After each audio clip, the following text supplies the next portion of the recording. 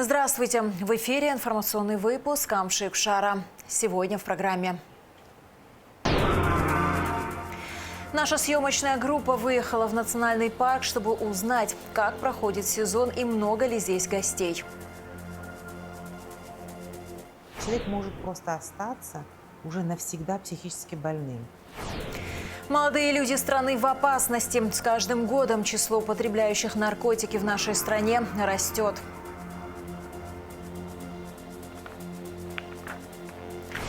Наша гимнастка на международной арене. Впервые в истории Абхазия будет представлена на турнире по художественной гимнастике в Минске. Вечер памяти поэта, литературоведа и общественного деятеля Бориса Гургулия, приуроченный к его 90-летию, прошел в Сухуме. Мероприятие посетил президент Бадра Гунба. Вечер прошел в Абхазском государственном драматическом театре, в фойе которого также была развернута фотовыставка о жизни и творчестве писателя. Друзья и коллеги Бориса Алмасхановича поделились воспоминаниями о нем.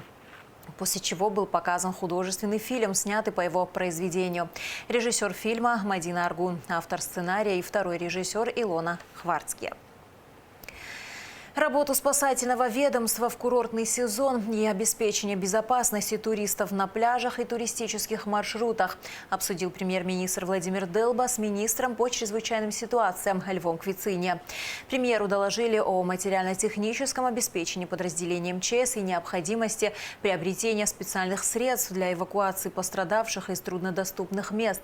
На встрече речь шла о повышении заработной платы сотрудникам МЧС и подготовке необходимых для этого документов.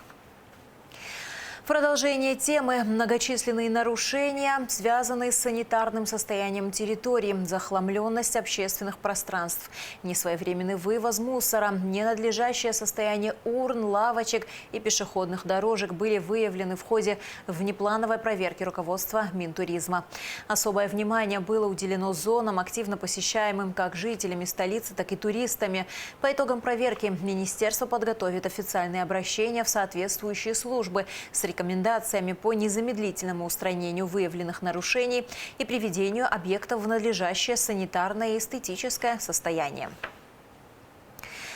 Разгар туристического сезона, а значит, на Рице каждый день гости. Ведь приехать в Абхазию и не увидеть Рицу, значит не увидеть ничего. Своей красотой славится не только само озеро и его окрестности. Дорога на Рицу простирается между величественных гор. Картину дополняют бурные реки, которые шумно сопровождают туристов на всем пути. Этот пейзаж захватывает дух и делает путешествие поистине незабываемым. Наша съемочная группа выехала в национальный парк, чтобы узнать, как проходит сезон и много ли здесь гостей. Смотрите репортаж Сари Кварасхелия. Озеро Рица – одно из самых притягательных мест для туристов, стремящихся насладиться красотой природы и уникальным спокойствием. Сегодня мы находимся здесь, чтобы рассказать о текущем туристическом сезоне и о впечатлениях гостей. Очень красиво, нам все нравится. Приезжаем сюда уже не первый год. Здесь я бываю уже третий раз, мне очень нравится. Каждый раз приезжаю и каждый раз вот прямо дух захватывает от этой красоты, от этой мощи, от этого ущелья, от этого озера. Все нравится. Мы семья из Якутии, нам очень нравится Абхазия, мы здесь отдыхаем третий раз и намерены сюда еще возвращаться. Многие возвращаются сюда ежегодно, покоренные величием гор и кристальной прозрачностью воды, которая словно шепчет древние легенды. Популярность озера Рица обусловлена не только его природными красотами, но и разнообразием активностей, доступных туристам. Катание на катамаранах, пешие экскурсии по живописным маршрутам и возможность познакомиться с местными традициями делают это место уникальным и желанным для отдыха. Как вам? Нам все очень понравилось, очень красиво. Первый раз здесь? Первый раз. Очень красиво. Мы под впечатлением. Не первый раз здесь, поэтому и вернулась. Очень нравится. Шикарно, шикарнейше, шикарнейше. Еще приедете к нам? Еще приедем, конечно. Природа очень, прям непередаваемые ощущения. Очень красиво. Мы рады, что сюда приехали. Красота неописуемая. Я просто восторгаюсь. восторгаюсь, очень даже. Первый раз здесь? Первый раз. Дети бывали, я еще не была, вот бабушка приехала с детьми. Очень красиво, невероятные красоты, красивые пейзажи, невероятная природа, воздух чистейший, очень приятные воспоминания будут об этом месте. Все прекрасно, очень впечатлена вообще горами, природой, очень все здорово, очень все понравилось. Вернемся обязательно сюда еще. Мне очень нравится природа здесь, в Абхазии. Очень красиво и впечатляюще. Ну, мы как бы не совсем далеко отсюда живем, в Карачаево-Черкесской республике. Но тут все равно другой климат и все по-другому. Очень интересно и красиво. Вот озеро само очень красивое. Вот этот цвет такой необычный. Этим летом руководство Рицинского реликтового национального парка констатирует снижение числа туристов и дохода из-за внешних факторов. В прошлом году на текущий период времени более 200 тысяч человек посетили парк, что принесло более 140 миллионов рублей. А в этом году количество посетителей сократилось до 186 тысяч, а доход снизился до 120 миллионов рублей. Факторы, конечно, как мы сами прекрасно понимаем, могут быть разные. Это природные, погодные условия, это общая обстановка в мире, ну и, конечно же, позднее начало туристического сезона на территории нашей республики. В плане инфраструктурных изменений на территории национального парка существенных нововведений нет. Подготовка к сезону проводилась стандартно. Были очищены дороги, объекты готовились к приему гостей, мобилизованы необходимые технические и людские ресурсы. Помимо объектов, куда приезжают наши гости на транспорте, здесь также находится ряд экологических троп по разным направлениям. Особенно популярны туристические объекты, расположенные в горах национального парка. Долина Семи озер, территория озера Мзы и многие другие. Парк стремится привлекать туристов, несмотря на природные препятствия и инфраструктурные ограничения, продолжая заботиться о сохранении природного наследия, совмещая активный туризм с мерами по охране окружающей среды. Но то, что мы имеем, это то, что мы подготовили к летнему туристическому сезону и принимаем с учетом своих возможностей гостей национального парка. Торговые лавки, расположенные недалеко от озера, предлагают разнообразие местных товаров и сувениров. Здесь можно найти изделия ручной работы, которые отражают местные традиции и культуру. А для тех, кто хочет увезти частичку культуры с собой, есть возможность примерить национальные костюмы и сделать памятные фото уже у Голубого озера, которое отличается удивительной прозрачностью, а его небольшая глубина позволяет полностью рассмотреть дно. Очень мало, наоборот, туристов, а сейчас вот, что сказать, неделю, дней 10, как добавились наши туристы. Мы всех рады их видеть у нас в гостях. Ко всем относимся приятно, достойно, с уважением. На небольшом рынке у Голубого озера продавцы отмечают, что в этом году поток туристов действительно немного снизился. Несмотря на это, спрос на местную продукцию, такую как мед и аджика, остается стабильным. Продавцы также добавляют, что туристы по-прежнему проявляют большой интерес к национальной кухне и сувенирам.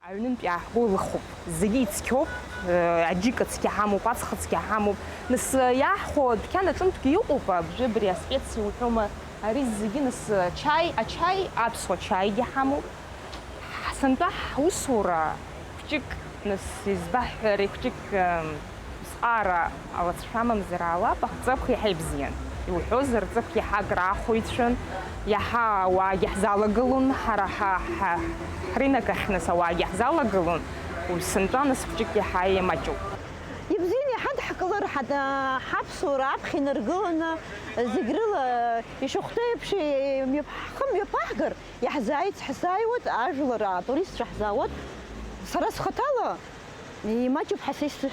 Многие рассчитывают на улучшение сезона, так как он все еще продолжается. А волшебная атмосфера озера Рица и его уникальная природа остаются важными факторами, вдохновляющими людей посещать и исследовать это удивительное место, что, безусловно, способствует стабильному туристическому потоку. Сария Кварацхеля, Даур Цулуки, Абхазское телевидение.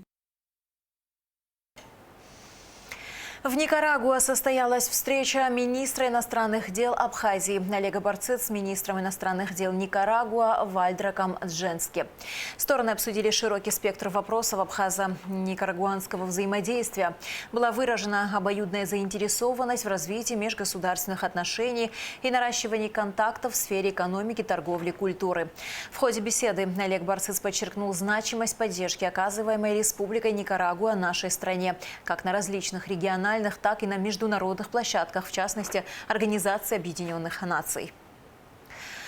Вопросы развития экономических отношений, включая укрепление сотрудничества в области взаимной торговли, инвестиций и банковской сферы, обсудили в Манагуа министр иностранных дел Абхазии Олег Барцец и советник президента Никарагуа по продвижению инвестиций, торговли и международного сотрудничества Лауриано Артега Мурильо. Особое внимание было уделено возможностям развития гуманитарного сотрудничества и углубления взаимодействия в области культуры.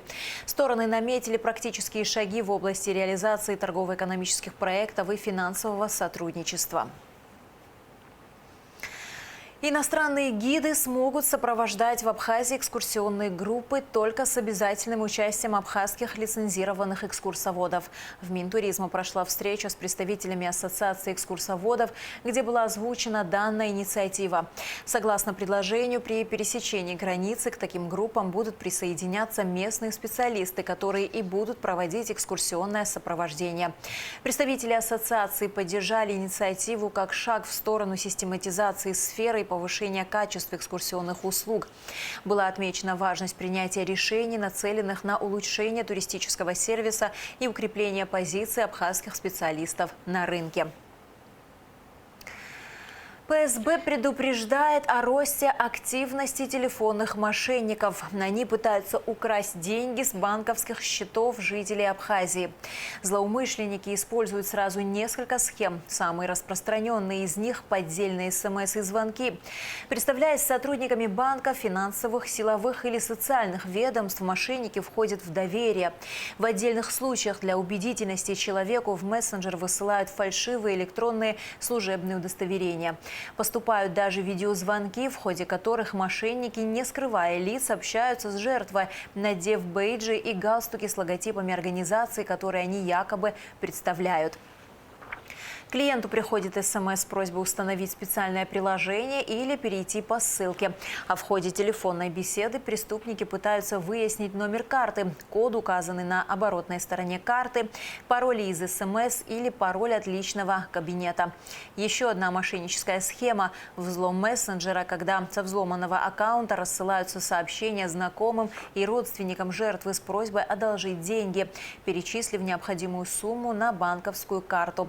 ПСБ предупреждает, сотрудники банка не звонят клиентам, чтобы уточнить персональные данные, не просят продиктовать входящие в СМС коды подтверждений. Реальные звонки из банка носят исключительно информационный характер. В Абхазии работает горячая линия банка по короткому номеру 4444. Звонки принимаются круглосуточно. Наркотики – бич нашего времени. Статистика неумолима. Ежегодно число потребляющих наркотические средства в нашей стране растет. Только за первое полугодие этого года сотрудниками УКОН Абхазии зарегистрировано 73 преступления в сфере оборота наркотических и психотропных веществ. Выявлено 4 группы, которые занимались их распространением путем тайных закладок. Контрабанда наркотических средств поступает через государственную границу ПСОУ. Методы маскировки контрабанды становятся все изощреннее. Используются бензобаки и всякого рода тайники в транспортных средствах. Начальник УКОН МВД Республики Абхазия Астамур Пачалия отмечает, что наркотики в основном одни и те же. Основным видом из поступающих наркотиков является метадон, который употребляют 90% наркозависимых граждан Абхазии. Основные виды наркотиков, которые употребляют на территории Республики Абхазия, это синтетические, химические, так называемые. Это метадон, мефедрон. Есть легкие наркотики, которые растут в Абхазии. Это конопля, это мак. В Абхазии с каждым годом увеличивается число потребителей наркотических веществ. Жертвами наркотиков могут стать практически все, но в большей степени это касается молодых людей, а значит будущего страны. Чаще всего подростки употребляют легкие наркотики, такие как каннабис и так далее. Но есть еще психотропные препараты, которые употребляют молодежь, это школьного возраста. К сожалению, которые не менее пагубны, чем тяжелые наркотики. То есть влияет на психику молодых людей, влияет в целом на организм. Но есть психотропные, именно медицинские препараты, которые молодежь употребляет, которые даже в России не запрещены. То есть человек может выехать на территорию Российской Федерации и купить в любой аптеке. Как правило, люди с самым крепким здоровьем при регулярном употреблении наркотиков живут не более 10 лет. Большинство умирает раньше. Весьма распространены случаи, когда люди умирают в течение первого года с момента начала употребления наркотиков. 95% наркоманов, употребляющих наркотики инъекционным путем, заражены ВИЧ-инфекцией, гепатитом Б и С, сифилисом. От этих болезней они часто умирают раньше, чем от самих наркотиков. У того, кто постоянно употребляет наркотики, постепенно развивается толерантность к ним. Через некоторое время для достижения прежнего эффекта обычной дозы уже не хватает. Жертва наркомании вынуждена постоянно увеличивать дозу. Впоследствии не хватает и этого. И тогда происходит переход к более сильному наркотику, избавления от которого почти нет.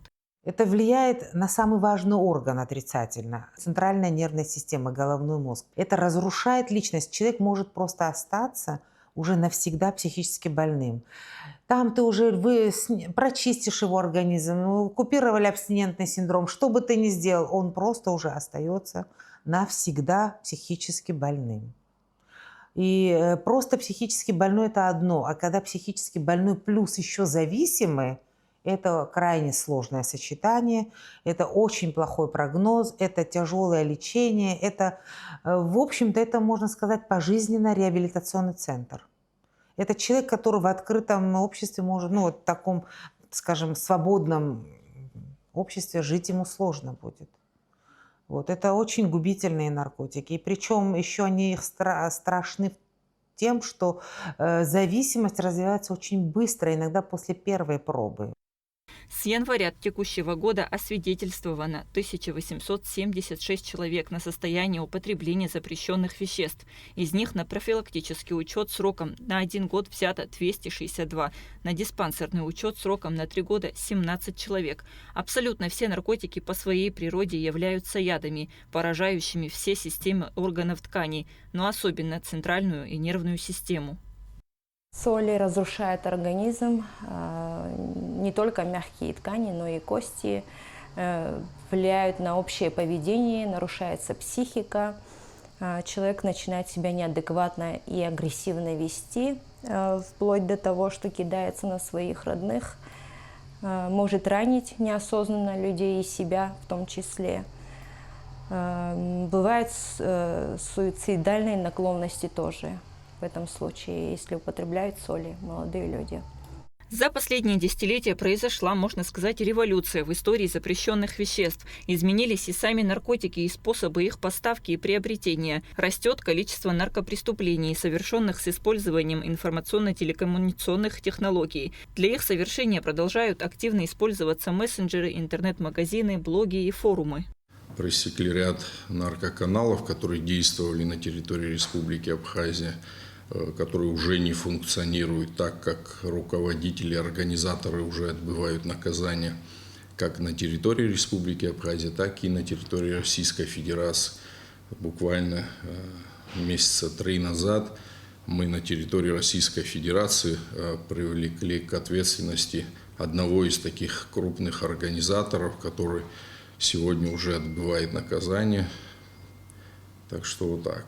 В целом изменения есть касаемо, если, например, судить по статистике, одновременно вот лет 5 назад, если смотреть, то на территории Республики Абхазия работало больше 10 наркоканалов. Сегодня это 2-3, то есть тенденция к уменьшению есть, но это не решает проблему в целом, так как потребитель, он остается, потребителя надо лечить, потребителя надо, ему надо помочь избавиться от этой зависимости.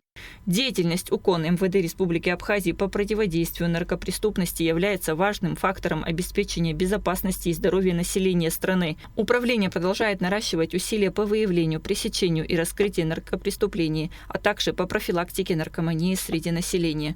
Кундашова, Алексей Гухава, Абхазское телевидение. В Госкомитете по делам молодежи и спорту завершился прием заявок на участие в слете Всемирного фестиваля молодежи, который пройдет в Нижнем Новгороде с 17 по 21 сентября. Теперь по итогам собеседований будет сформирована делегация, которая представит нашу страну. Отбор будет проходить до конца текущего месяца. В слете примут участие 2000 человек, 40 из них представители Абхазии. Конкурс для иностранных участников был даже больше, чем для российских. Чтобы пройти регистрацию, нужно было прислать видеовизитку, портфолио и небольшое эссе. Слет Всемирного фестиваля – это еще одна крупнейшая площадка для международного взаимодействия. Очень рад, что делегация из Республики Абхазия уже по итогу Всемирного фестиваля молодежи сможет принять участие и в слете. Еще одна возможность для глобальной интеграции абхазской молодежи в международную повестку, наладить свои коммуникации, поучаствовать в активных мероприятиях, которые предоставляет слет.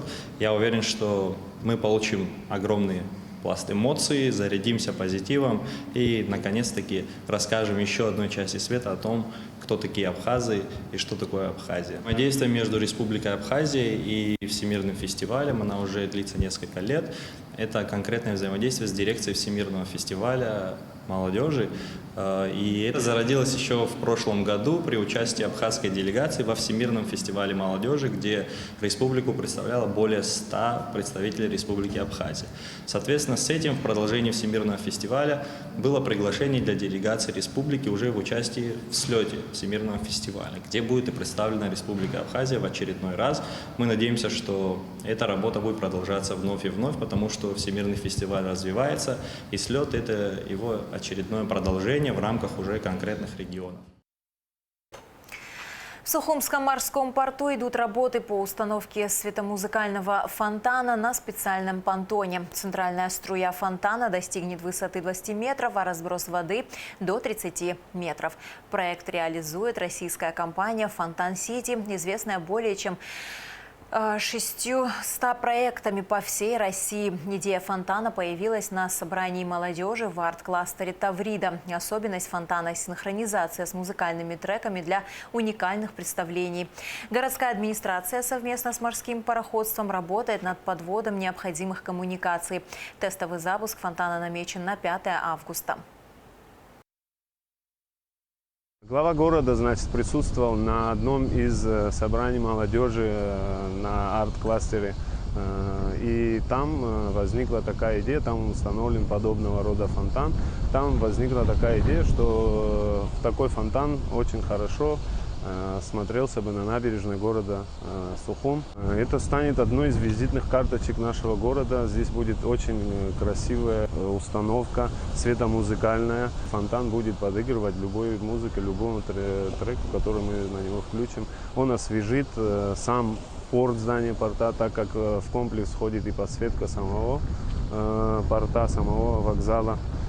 Также будет очень красиво, здесь будет место притяжения молодых людей. Работы, конечно, не простые, но город принимает все нужные усилия, прикладывает, чтобы подвести все коммуникации к данному проекту, потому что проект тоже не из дешевых, раз нам вот молодые люди и культурное сообщество России делают такой подарок. Мы, конечно, прикладываем максимум усилий, чтобы все это осуществить в срок, который нам поставлен. Абхазия впервые в истории будет представлена на престижном международном турнире по художественной гимнастике «Хрустальная роза» в Минске. А представит нашу страну талантливая 13-летняя спортсменка Полина Марченко, воспитанница мастера спорта России Марии Якимовой. Турнир по своему статусу сопоставимый с чемпионатом Европы. Он собирает лучших гимнасток мира, и участие в нем большая честь для молодой команды Абхазии. Чтобы посмотреть, как Полина готовится к турниру и пожелать ей удачи, в зал гимнастически отправилась Шазина Ханагуа.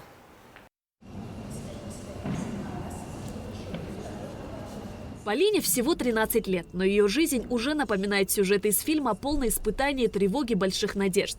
На таких юных плечах лежит огромная ответственность. Впервые в истории Абхазии она представит нашу республику на одном из самых престижных мировых турниров «Хрустальная роза» в Минске. В то время как другие подростки беззаботно играют и мечтают о будущем, она круглосуточно оттачивает каждое движение, преодолевая усталость.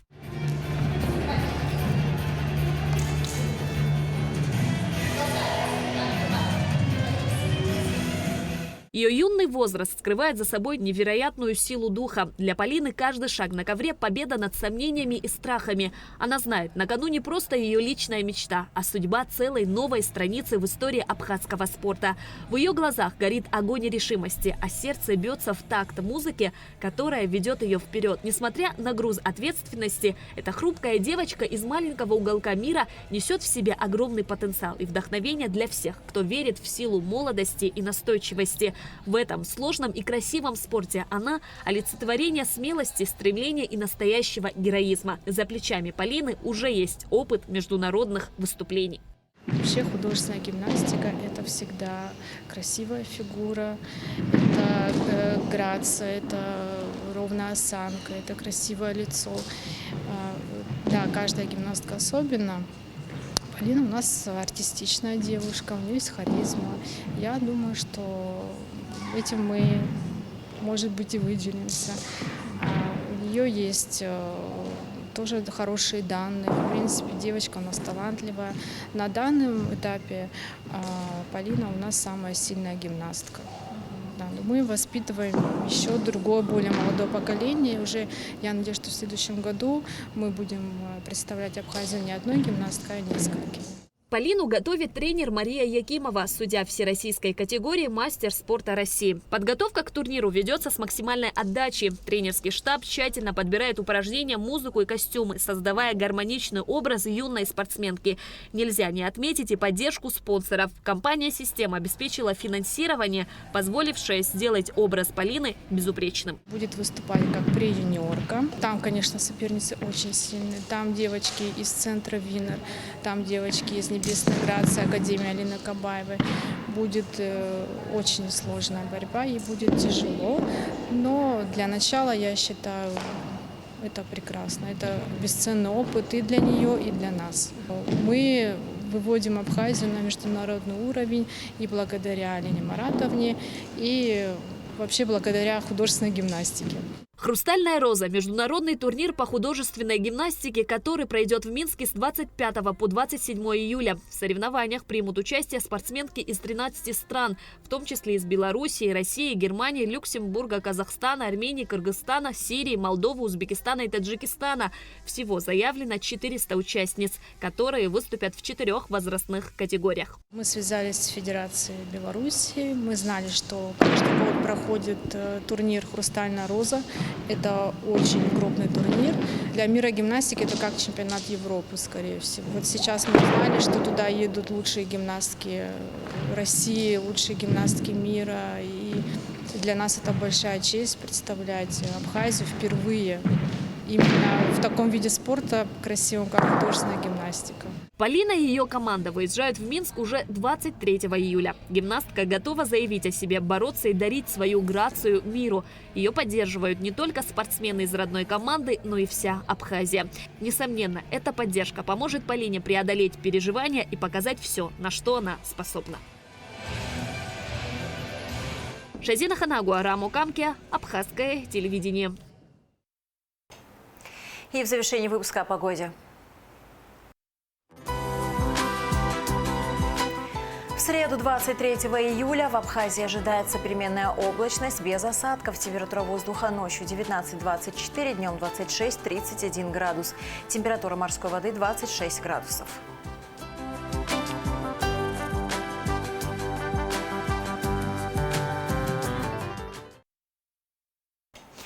На этом наш выпуск завершен. До скорых встреч в эфире.